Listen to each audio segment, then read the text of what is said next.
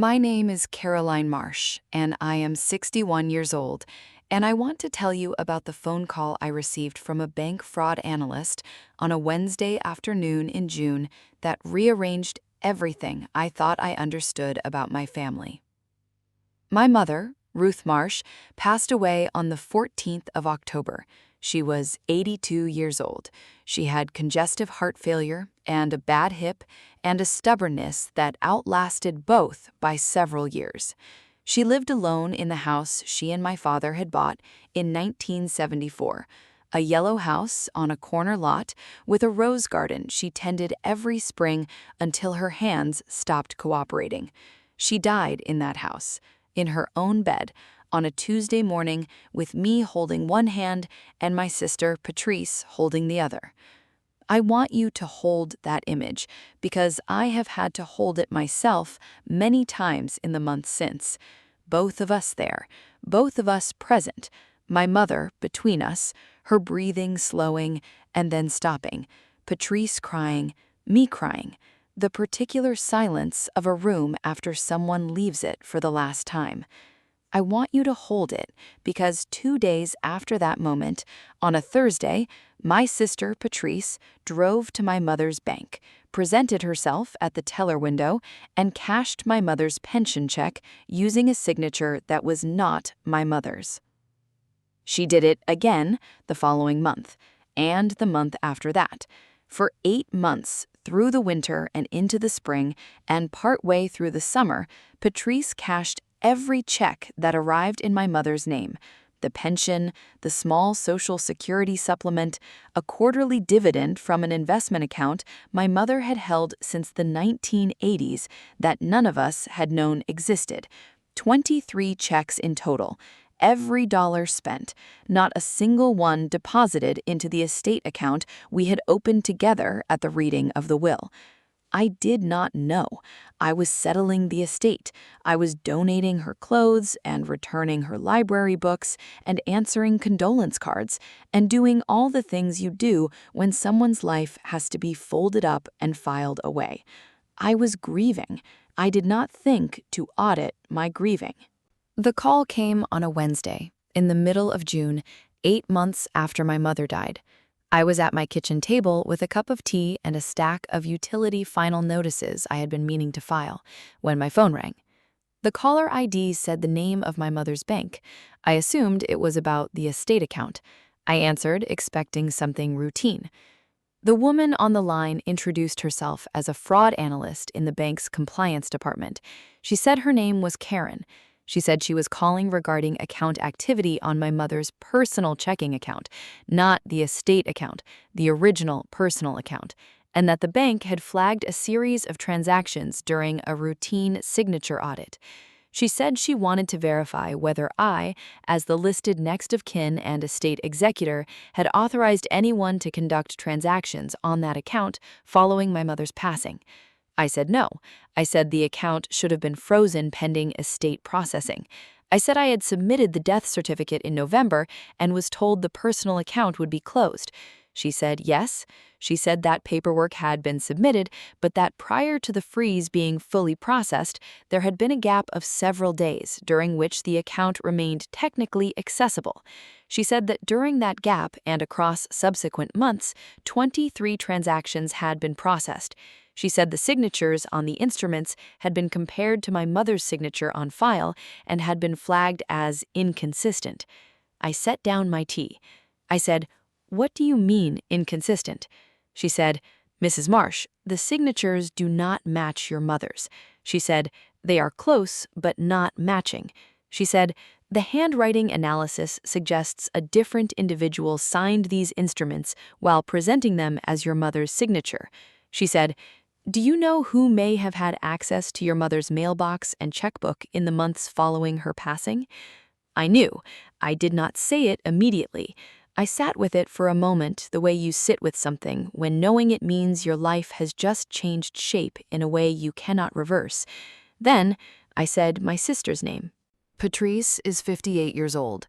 She is 3 years younger than me.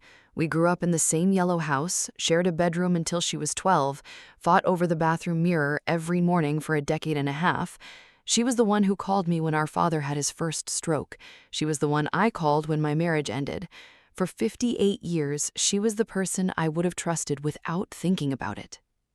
I need to tell you what I found when I started looking, because once Karen's call gave me a direction, I could not stop myself from going there. I pulled the estate records. I pulled the mail forwarding requests. I found that Patrice had redirected my mother's mail, not all of it, just the financial correspondence, to a post office I had not known she had opened. She had done it 10 days after the funeral. While I was writing thank you notes for the flower arrangements, she was filling out a form at the post office. The checkbook had been in my mother's desk drawer. We had both been in that house in the weeks after the death, sorting through belongings, deciding what to keep and what to donate. I had assumed the checkbook was accounted for in the estate inventory. It was not. Patrice had taken it. I do not know exactly when. I know it was gone by the time I did the final walkthrough of the house in December. 23 checks over 8 months.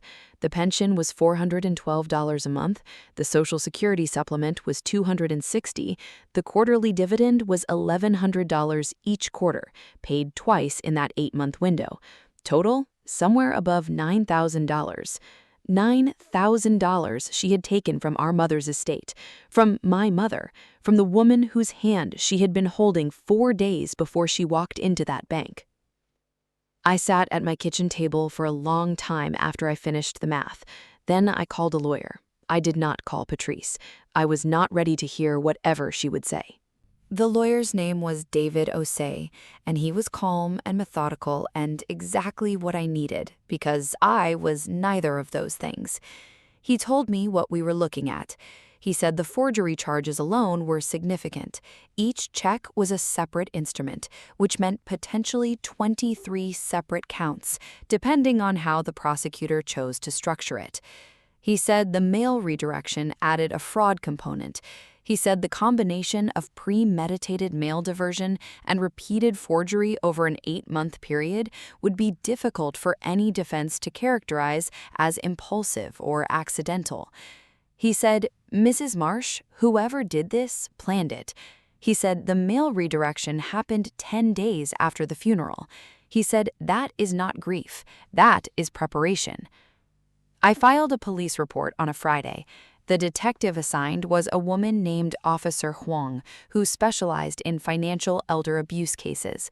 She was thorough and unsentimental, and she treated my mother's case with the same careful attention she would have given to a living victim. I appreciated that more than I knew how to say. My mother had been gone 8 months by then, but Officer Huang spoke about her as if she still deserved justice, because she did. Patrice was contacted by investigators the following Tuesday. I know this because she called me 40 minutes after they left her apartment. She was crying. She said, Caroline, I need you to understand. She said, I was in debt. She said, I didn't think anyone would notice. She said, Mom would have wanted to help me. I sat with the phone against my ear, and I listened to every word. Then I said, Mom is dead, Patrice. I said, she didn't get a choice. I said, you made that choice for her. I said, I cannot help you. I said, do not call me again before you have spoken to a lawyer. Then I ended the call. It was the hardest thing I have done since the funeral. It was also the right thing. Both of those can be true. The case moved through the system over the following year. Patrice was charged with 23 counts of check forgery, 1 count of mail fraud, and 1 count of financial exploitation of a deceased person's estate. She pleaded guilty to a reduced set of charges as part of a negotiated agreement. She received 3 years of supervised probation, mandatory restitution of the full $9,214 to the estate, and a permanent fraud notation on her financial record. She did not go to prison. I have complicated feelings about that, which I have spent considerable time examining and have not entirely resolved. What I have resolved is this: the outcome of the legal process is not the same thing as the outcome of what she did. The law decided her sentence. I decided my own. I have not spoken to Patrice since the phone call the day the investigators visited her. That was 14 months ago. I do not know if I will again. I know that the person who stood beside me at my mother's grave and held her hand as she died was already, in some part of herself, calculating. I cannot reconcile those two images into a single person I know how to love without also knowing what she is capable of. Maybe that changes. I do not know yet. What I know is that my mother's rose garden is still there. The yellow house was sold as part of the estate settlement. Patrice received her share, legally, through the proper process, and the new owners have kept the roses. I drove past last spring and they were in bloom. Pink and white and the deep red ones my mother called her best ones. She tended them every year until her hands stopped cooperating. She deserved better than what happened to her account after she died. She deserved to have the people she loved most treat her memory with the same care she gave those roses. She got 23 forged checks and a fraud analyst named Karen who noticed what her own daughter did not think to hide carefully enough. I am 61 years old, and I am still sorting through what my family is now. Some things take longer than an estate to settle. If you are going through something like this, if grief has handed you a betrayal you did not ask for, you are allowed to feel both at the same time. You do not have to choose between mourning your mother and holding your sister accountable. You can do both. You should do both. That is my story. Share it if it reached you. Drop your city in the comments. I will see you in the next one.